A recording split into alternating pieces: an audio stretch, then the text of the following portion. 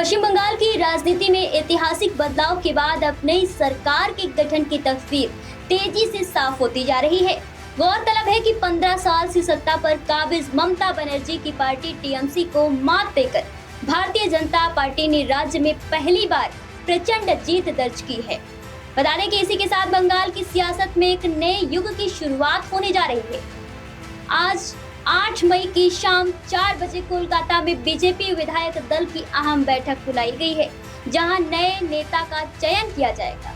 इस बैठक पर पूरे देश की नजरें टिकी हुई है, क्योंकि यही तय करेगा कि बंगाल का अगला मुख्यमंत्री कौन होगा। बैठक में केंद्रीय गृह मंत्री अमित शाह और ओडिशा के मुख्यमंत्री मोहन चरण मांझी देखभाल के लिए मौजूद रहेंगे। सूत्रों के मुताबिक मुख्यमंत्री पद की दौड़ में शुवेंदु अधिकारी आगे चल रहे हैं। उन्होंने चुनाव में 2 बड़ी राजनीतिक जीत हासिल कर पार्टी के भीतर अपनी स्थिति मजबूत की है। हालांकि बीजेपी की ओर से अभी तक आधिकारिक घोषणा नहीं की गई है, लेकिन आज की बैठक के बाद तस्वीर पूरी तरह से साफ हो जाएगी। वहीं 9 मई को कोलकाता के ऐतिहासिक ब्रिगेड परेड ग्राउंड में शपथ ग्रहण समारोह का आयोजन किया जाएगा। बता दें कि कार्यक्रम को भव्य बनाने की तैयारी जोरों पर है। समारोह में प्रधानमंत्री नरेंद्र मोदी, रक्षा मंत्री राजनाथ सिंह, गृह मंत्री अमित शाह सहित एनडीए शासित राज्यों के मुख्यमंत्री, उप मुख्यमंत्री और कई वरिष्ठ नेता शामिल होंगे।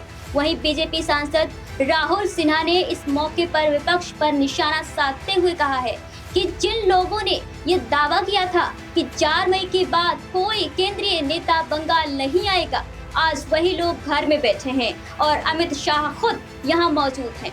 उन्होंने कहा है कि शाम 6 बजे तक मुख्यमंत्री के नाम पर पूरी स्थिति साफ हो जाएगी। लेकिन इन चुनाव के दौरान बंगाल में कई विवाद के नाम भी सामने आए हैं। बता दें कि चुनावी तनाव, बूथ कब्जाने के आरोप और राजनीतिक दलों के बीच तीखे बयानबाजी ने पूरे देश में ध्यान खींचा।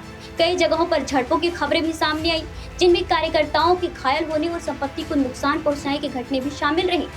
चुनाव आयोग को भी कई चरणों में अतिरिक्त सुरक्षा बल तैनात करने पड़े, लेकिन इन सब विवादों के बीच बीजेपी ने न सिर्फ मजबूत चुनावी रणनीति दिखाई, बल्कि जमीन स्तर पर बड़ा जन समर्थन भी हासिल किया।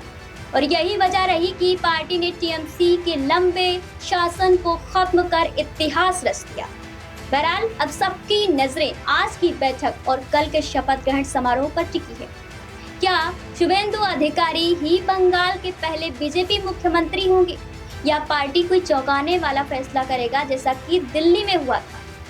जिस तरीके से प्रवेश वर्मा को सीएम का चेहरा बनाकर चुनाव लड़ाया गया था और फिर रेखा गुप्ता को, एक महिला को सीएम के रूप में उतारा गया था, क्या बंगाल में भी वही खेला होगा या फिर शुवेंदु अधिकारी ही होंगे बंगाल के पहले बीजेपी मुख्यमंत्री? देखना दिलचस्प होगा। बने रहिए जनएक्सेस में, मिलते इस तमाम खबरों में, तब तक के लिए नमस्कार।